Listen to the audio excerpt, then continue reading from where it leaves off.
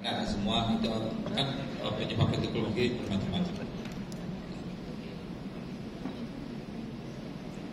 Jadi ini adalah secara tadi sudah sudah menyiapkan. Jadi otot itu kan memang ada cairannya. Jadi ada gelembung yang diproduksi oleh proses koroid dan bersirkulasi pada ventricular system.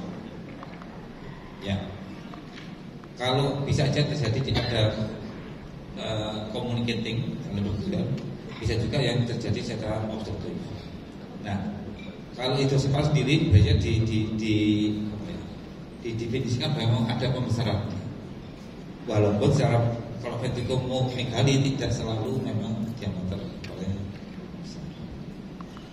Jadi tidak semua jalan dengan ventrikulomegali nanti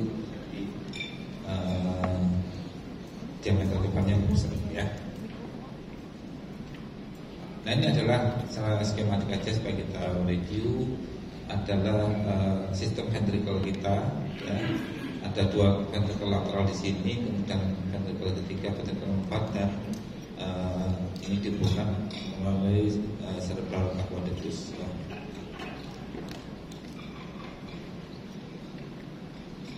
Nah kemudian di lateral ventrikel sendiri ada bagiannya, ada yang anterior horn ya, ada posterior horn, kemudian inferior dan central part of the body. Nah, kebanyakan yang kita lihat ada di lateral ventricle yang di posterior horn kita. Ya, ini kalau penampang dari atas, ya, ada anterior horn di sini, ya. Ini ventricle ketiga, mediannya posterior horn, dan ini adalah ventricle keempat. Ini kalau dari atas secara skematik. Nah, anatomi sangat berkaitan dengan gambaran yang kita dapat dengan usia kehamilan tadi. Ini gambarnya muncul lagi, ya, berbagai tadi tanda krimnya, mulai transcerebral, kemudian transkalmik dan transventrikular. Ya, jadi ulang dari tadi memang screening molekuler adalah gestasi, ya, dimana kita bisa mengakses ventrikel dengan sangat baik, ya, dengan suatu gambaran yang jelas. Ini pada transparan view, ya, ini adalah gambaran anus, ya, dari posterior anterior.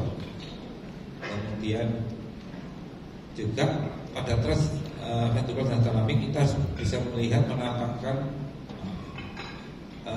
cavum septum pellucidumnya, di mana cavum septum pellucidum ini akan menghilang di atas mendekati antara di atas 37 minggu. Ini perkembangannya. Karena kalau kita lihat ventrikel, kita harus juga melihat sekalian cavum septum pellucidumnya. Inilah perkembangan ya dari kromosomalnya, ya, secara skematik, ya. Kemudian kebanyakan cavum septum pellucidum berbentuk ini ya, segitiga ini. Ya kalau yang square itu 73%, yang triangular sekitar 27%, ya. Yang ini bentuk variasi bentuk dari cavum septum pellucidum. Ya. Nah ini sangat berhubungan dengan anterior kompleksnya. Nanti akan di pembicaraan berikutnya bicara mengenai anterior kompleks dari struktur di central nervous system. Ya. Kemudian transventrikular, bahwa kita nanti harus menambahkan ini ventrikular lateralnya dengan koroidnya, di mana harga normalnya, ukuran normalnya modifikasi di bawah 10 mili. Ada beberapa literatur mengatakan 8 mili. Kalau dari source standarnya 10 mili. Ya, ini paling gampang dilihat, paling gampang dikenali.